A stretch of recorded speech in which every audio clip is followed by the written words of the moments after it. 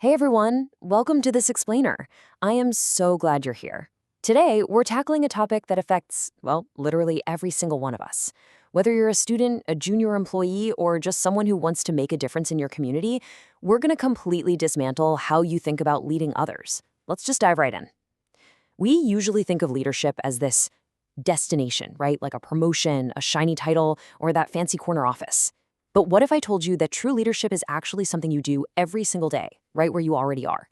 Think of me as your mentor today. We're going to walk through some incredibly practical concepts I've learned from watching how real people step up in everyday life. To kick things off, I want you to picture two people. Let's call them Sarah and John. Now, they get hired for the exact same job. Or, maybe they're assigned to the exact same school project. Same education, same basic skills, same resources. Week 1, everything's totally fine. But by week 4, a crisis hits. A client calls in furious, or a key vendor drops out at the absolute last second. So, what happens? John freezes. He just waits for his manager to tell him what to do, clinging to his job description like a life raft. He basically becomes the invisible worker, doing exactly what he's told and relying 100% on the formal hierarchy. Sarah, on the other hand, she starts making calls, she tracks down an alternative vendor. When things go wrong, people just naturally gravitate to her for answers. She emerges as the trusted leader. And here's the kicker: the difference between them isn't innate talent. It's not that Sarah is naturally smarter. The difference is entirely rooted in their behavior. It's all about action. Leadership has nothing to do with title. That's the first myth that keeps people stuck. Take a second to really let that truth sink in. If you believe you need permission or a promotion or a shiny nameplate on your desk to lead, you are voluntarily keeping yourself stuck in the passenger seat of your own life and career. So if it isn't a title, what exactly is it? Let's just strip away all the academic jargon right now. Leadership is simply the active ownership of outcomes, regardless of your formal position. It's looking at a messy situation, a delayed project, or just a completely broken problem and deciding, you know what, I am going to make sure this gets across the finish line. You aren't just renting your role, you own the result. To really wrap our heads around this, we have to look at its complete opposite. Let's call it the anti-leader mindset. Think back to a completely disorganized group project you've been forced to do. Maybe in school, maybe at a past job. The deadline is tomorrow morning and nobody has a clue what they're supposed to do. The anti-leader mindset totally takes over the room. People sit back, arms crossed, just waiting for someone else to assign them a specific task. And when a delay inevitably happens, the immediate reaction is pointing fingers and loudly blaming others. And the ultimate anti-leader phrase, "Oh, you know it well, that's not my job." This mindset completely paralyzes a team. It's the ultimate trap and it ruins progress every single time. So what do real leaders actually do? What are the behaviors that naturally make people want to follow you? Let's break down the 3 hidden everyday traits of real leaders. Trait number 1, responsibility without excuse. A lot of people are really good at pointing out problems. They love acting as the critic, standing safely on the sidelines, shouting about everything that's going wrong. But pointing out a problem doesn't make you a leader. It just makes you an observer. Real leaders, they don't just identify the issue. They take responsibility for finding the actual solution, even if they didn't create the mess in the first place. Imagine you're working a weekend job at a busy coffee shop. It's Saturday morning, the espresso machine is screaming, the line is literally out the door, and the process for restocking the cups is completely broken, causing these massive delays. Now, the invisible worker just complains to the boss that they're out of cups, adding to the stress of the morning. But the trusted leader, they step in, quietly reorganize the cup station before the next rush hits, and fix the problem right on the spot. They don't need a manager's badge or an all-hands meeting to improve a broken process. They just take ownership, and they get it done. Which brings us to trait number 2, awareness of people. Leadership is fundamentally a social process. It's heavily based on human connection.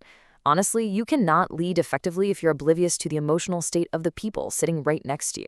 This is about compassion. It's that ability to read the room, pick up on unsaid cues, and truly understand what your peers are experiencing.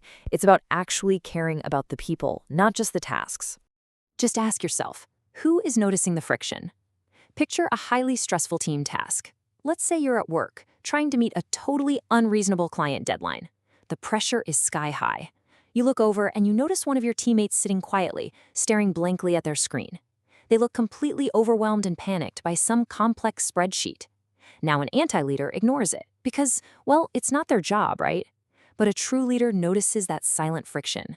They pull up a chair, intentionally pause their own urgent work for 5 minutes, and say, "Hey, let's walk through this together." By stepping in to clarify the confusion and ease the mood, they act as a shock absorber for the entire team. And here is our third trait: action under uncertainty. In the real world, problems are rarely perfectly clear, and solutions are almost never guaranteed. True leaders have the courage to move forward, even when the path is totally ambiguous.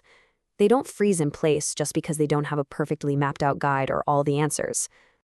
Waiting for a perfect plan? Yeah, that's a massive trap. If you wait until you are 100% sure of the outcome, you will absolutely never move. Let's say your team is totally stuck on a roadblock, and no one has any idea how to proceed.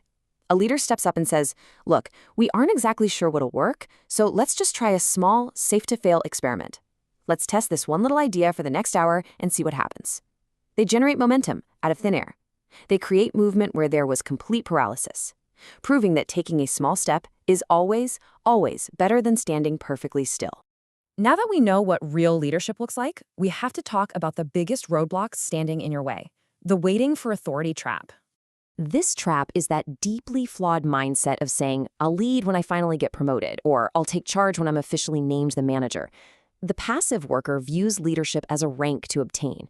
They think it's about power, control, speaking loudly while others are forced to listen, and mostly looking out for themselves and their own advancement. But a self-leader? They understand that leadership is an opportunity to serve others right now, today. It requires humility. It requires sharing control to drive engagement, and it prioritizes listening way over speaking. And the best part? You can exhibit every single one of those self-leader traits without ever being handed a formal title. All right, so we've covered the theory, we've talked about the right mindset. Now, I want to give you something highly actionable. I do not want you to just listen to this explainer and casually move on with your day. I want you to put this into practice immediately. Welcome to the 24-Hour Leadership Challenge. Here is your challenge for the next 24 hours. Take ownership of one thing no one asked you to fix. Within the next day, I want you to look around, find one thing in your environment, step up, and simply own it. Let's break this down into some highly achievable examples that require absolutely zero corporate authority or permission. First, organize a messy situation. Maybe there's a shared digital drive at school or work that's a total disaster of misnamed files. Spend 20 minutes organizing those folders. Your future self and your team will definitely thank you. Second, solve a small team problem. If communication is lacking, be the person who writes up a quick summary email after a meeting so everyone is actually on the same page. Third, improve one process without permission. Find a tiny bottleneck in your daily routine and just smooth it out. Start small. Prove to yourself that you can influence outcomes without waiting for someone to tell you to do it. As we wrap up this explainer, I want to leave you with one final incredibly powerful thought. Leadership is not given, it is noticed. You don't wait for someone to tap you on the shoulder and grant you the magical ability to lead. You start taking ownership. You start acting with responsibility and compassion. You start navigating uncertainty. And eventually, people simply notice that you're already leading. So the only real question left to ask yourself is this: what are you going to take ownership of today? I really hope you accept the 24-hour challenge. Take that step. Own an outcome. And when you're ready to take your skills to the next level, I'll see you in the next module: How Leaders Communicate So People Actually Listen.